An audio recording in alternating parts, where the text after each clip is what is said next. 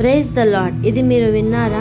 మొదటి 10 తరాలలో నీతిమంతురాలుగా కనబడిన ఏకైక స్త్రీ. ఆ స్త్రీ ఎవరో అని ఆలోచిస్తున్నారా? అయితే వినండి.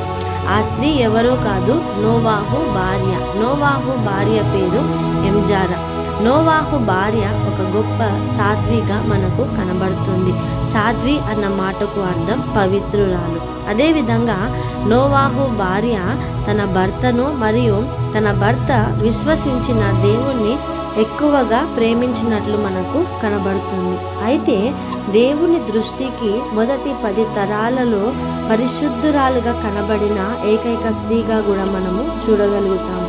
దేవుని కృపను పొందిన స్త్రీగా మరియు దేవుని యొక్క కోపము నుండి, ఉగ్రత నుండి, శిక్ష నుండి తప్పించుకున్న స్త్రీ అయిన నోవాహు భార్యగా మనము చూడగలుగుతాం.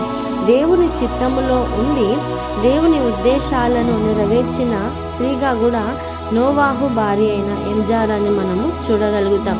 అయితే నోవాహు భార్య అయిన ఎంజారా గురించి వింటున్న మనము కూడా దేవుని దృష్టికి పరిశుద్ధులుగా, దేవుని యొక్క కృపను పొందే వారిగా, దేవుని యొక్క కోపము నుండి, ఉగ్రత నుండి, శిక్ష నుండి తప్పించుకునే వారిగా, దేవుని యొక్క చిత్తాన్ని, ఉద్దేశాలను నెరవేర్చే వారిగా మనము కూడా ఈ దినమున నోవాహు భార్య అయిన ఎంజారా గురించి వింటున్న మనము కూడా అట్టి విశ్వాసములో నడుచుదుముగాక. ఆమేన్.